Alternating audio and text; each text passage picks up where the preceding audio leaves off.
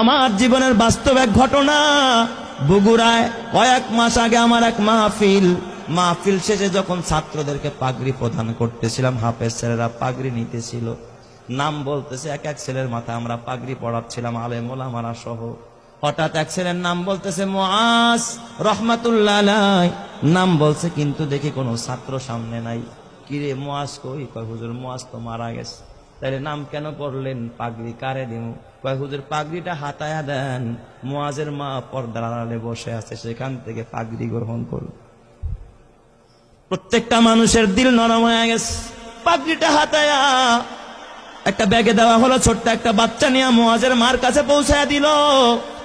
বয়ান শেষে আমি যখন খানা খাচ্ছিলাম, মুহতামিম সাহেবকে জিজ্ঞাসা করলাম, মুহতামিম সাহেব, জীবনে এই অভিজ্ঞতা আমার এই ফার্স্ট যে মৃত ছেলেকেও পাগড়ি দেওয়া হয়।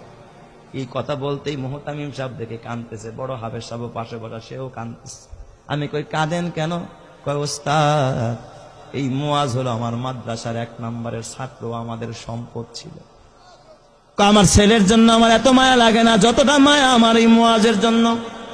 আমি বললাম এত কি গুণ এই মুআজের? কয় ওস্তাদ, মুআজ 18 মাসে কোরআনের হাফেজ হয়, জীবনে পাগড়ি ছাড়া নামাজ পড়ে নাই, মুআজের বাবা নাই, মুআজের মা বড় অসহায়, এই মাদ্রাসা লিল্লাহ বোর্ডিং এ মুআজরে এতিমখানায় ফ্রি খাওয়াই আমরা, চিকিৎসা পর্যন্ত আমরা করাই।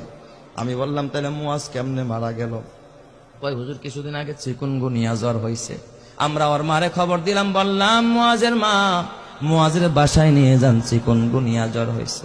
মুআজ বাসায় যাইতে চায় না। কয় ওস্তাদ বাসায় গেলে জামাতের সাথে নামাজ পড়তে পারি না, ফজরের নামাজটাও জামাতে পড়া হয় না, আমারে বাসায় দিয়েন না, মরে যাইতো মাদ্রাসায়, মরবো বাসায় যাব না। হুজুর কসম আল্লাহর, এই মুআজ ওর পুরা মাদ্রাসায় আর একটা সুনাম। মুআজ বাসায় যায় না, মৃত্যুর আগের দিন জোহরের নামাজটা মসজিদে গিয়া পড়েছে, আসর থেকে নিয়ে তার অবনতি, রাত্রিবেলায় এশারের নামাজের পরে আমরা পার্শ্ববর্তী ক্লিনিকে নিয়ে গেলাম। সেখানে বাবা এই অক্সিজেন লাগায় রাখছে, প্রায় গভীর রাত্রে মুআজ ওই রাতে ইন্তেকাল করেছে।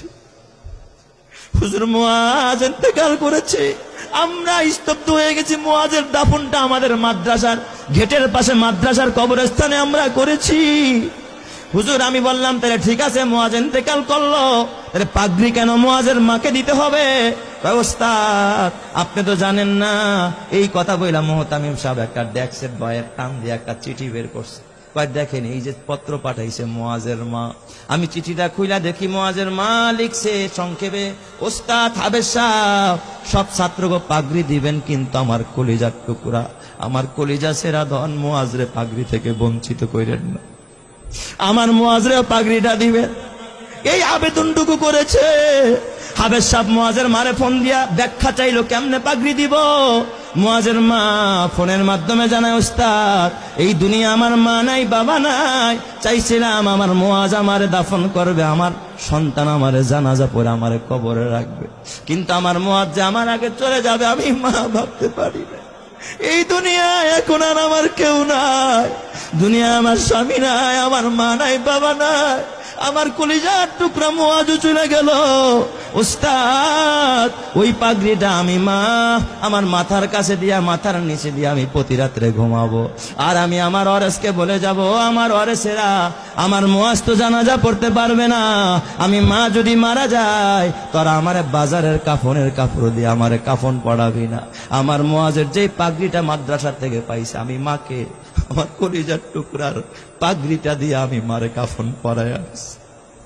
আমি এই পাগড়িটা কাফনের কাপড় হিসাবে ব্যবহার করব, এই জন্য আমি শুধু পাগড়িটা চাই। ও আমার মা, মা গো, কালকে যদি মরে যাও মা, নাকের ফুল থাকবে না, কানের দুল থাকবে না, গলার মালা থাকবে না, হাতের বালা থাকবে না মা, খালি হাতে যেতে হবে মা।